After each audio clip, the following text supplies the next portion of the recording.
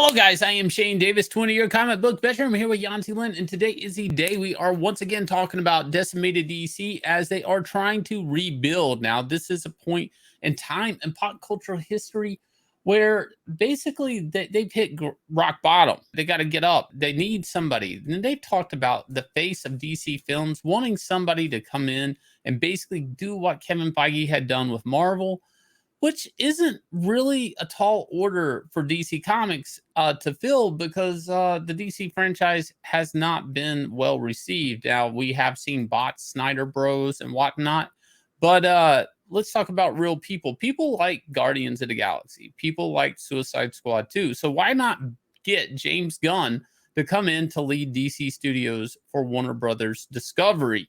Now, Zaslav has been cutting and pulling movies such as Batgirl, and saying it's cringe, let's not release it, whatever. Yeah, throw away the money, that's invested in it because we don't want to spend more money, throw good money behind bad, trying to promote it. Well, obviously there was a reason for that because he does have intentions to do something with the DC Comics cinematic universe. So we have James Gunn coming in. Now, I myself enjoyed the Guardians of the Galaxy films.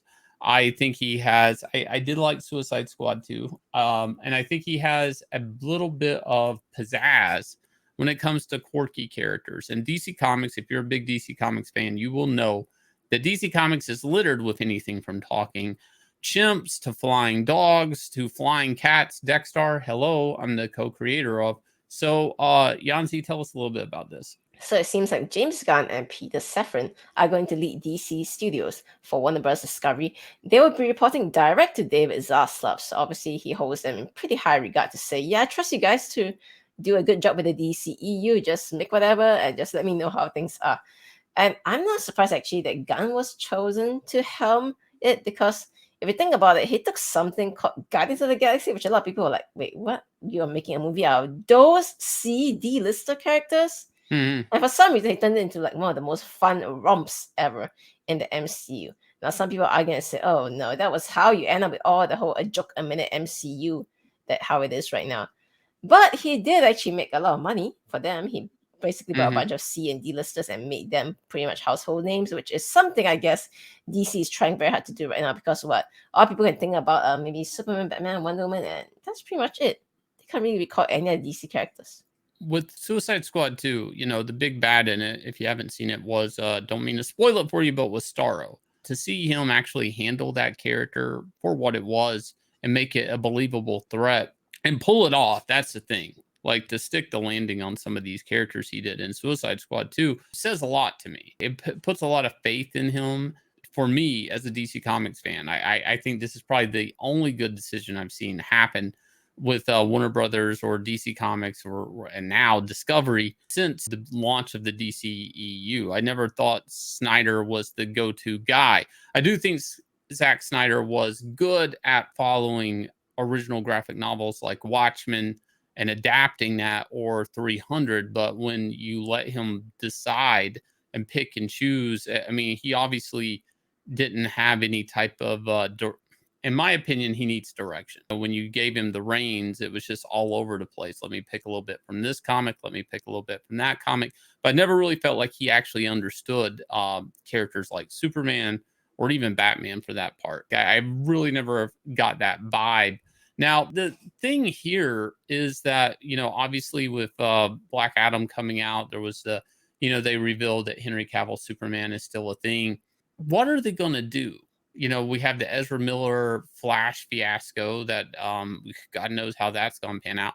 But obviously, like, there's a lot of bad movies. Like right now, the DCEU has like a horrible foundation to build off of. And a lot of people do think some of these Henry Cavill is good casting for Superman. So what is he going to do? Like, he's really going to have to shine this thing to get this to work. And are they going to kind of write out some of these previous movies? Is the Flashpoint movie going to be kind of like we can rebrand continuity type multiverse movie ending where James Gunn can come in and just kind of cobble together what he wants and keep some actors in their parts? I don't know. I mean, he's got his work cut out for him. That's the thing, right? I do believe, again, looking at Suicide Squad 2, this guy can take obscure characters, again, Guardians of the Galaxy, and you can hand him lemons and he'll make lemonade for the most part.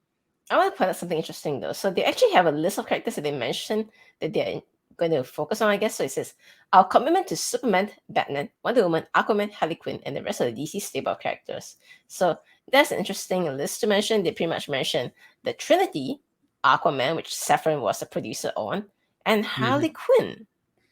Well, Aquaman, though, the first Aquaman movie was a box office success for them. $1 billion, I believe. Right. So it'd be foolish of them to not keep that going, even though it's got Amber Heard in it and whatnot. You don't want to throw the baby out with the bathwater, so to speak. So they kind of do need to keep that. Wonder Woman's kind of a hot mess, that last movie, and that's really his biggest problem, I think, is trying to persuade people to forget and forgive certain films, but remember those characters, and that is going to be a very difficult. I feel like that's the hardest part. I feel like if he just had a straight reboot and they forgot all these other films, then it would be a million times easier. Dude, you're gonna make all the Snyder Bros so mad just by saying that. Sure, those bots will be mad, but bots will bot. You know what I mean? So the problem is anything he does going forward, especially with these characters. I mean, Suicide Squad, he kind of stepped around that. He only had Harley Quinn really like lagging over from the previous stuff, and Amanda Waller. Going forward, if he's going to, like, say, do more with Superman, how do you forget, Man of Steel? How do you, forget Ben Affleck Batman? And I don't think Ben Affleck's going to run around as Batman much longer. So, like, there's a lot of continuity issues. And DC Comics kind of leans on the multiverse a lot. If you're a DC Comics fan, that makes a lot of sense to you. But Zaslav doesn't really like that. He thinks it's too convoluted and stuff to have, like, a TV verse. And even in the CW shows, like, have like multiple universes there. He wants a streamlined brand. He basically wants what Marvel got out of the MCU. And anybody that bought DC Comics would want that. I mean, that's why you buy DC Comics, is to do what MCU did. But even if you're not as successful as the Marvel Cinematic Universe, you're going to be pretty rich. Even if you come in second, you did really, really well for yourself. So I don't know if his goal is really to outdo Marvel or just come in second to them in these films, because look, they're merchandisable.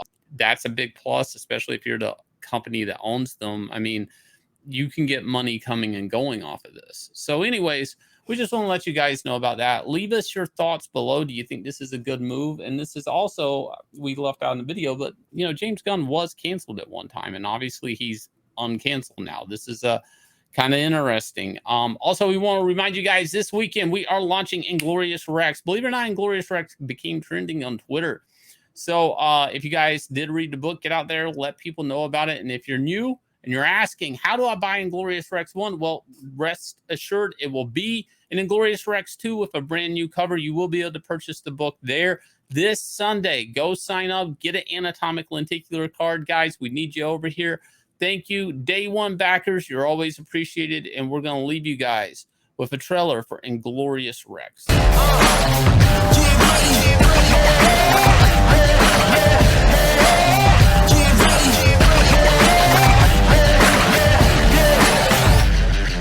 Guess who stepped on the scene? I got greatness all in my jeans. Ain't no way that I can slow down. I'm laced up, look how I shake the ground. Can't touch the crown, but you can kiss the ring.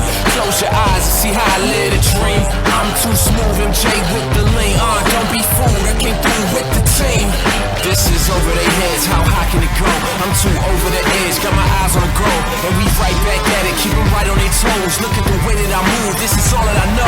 Cause I got the drive, I put it in gear. Line them up, I don't see no competitors here. If it ain't first place, we really can't settle for it. Listen up, get ready for it.